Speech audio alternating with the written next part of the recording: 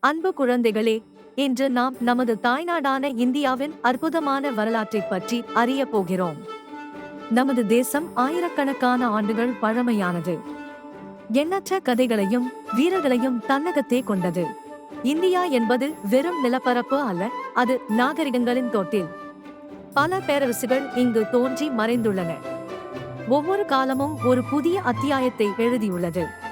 வரலாற்றின் பக்கங்களை புரட்டினால் முதலில் வருவது சிந்து சமவெளி நாகரிகம். இது உலகிலேயே மிக பழமையான நாகரிகங்களில் ஒன்று. திட்டமிடப்பட்ட நகரங்களும் சுத்தமான வடிகால் அமைப்புகளும் அவர்களின் அறிவுக்கு சான்று. அதன் பின் வேத காலம் வந்தது.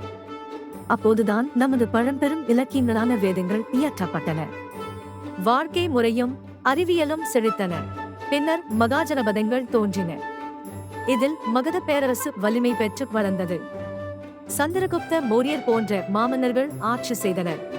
அசோக பேரரசர் காலத்தில் தர்மம் தழைத்தது. கலைகளும் அறிவியலும் உச்சத்தை அடைந்தன.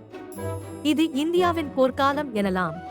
இந்த வரலாறு நமக்கு பல பாடங்களை கற்றுத் தருகிறது. நமது முன்னோர்களின் அறிவையும் வீரத்தையும் நினைவூட்டுகிறது.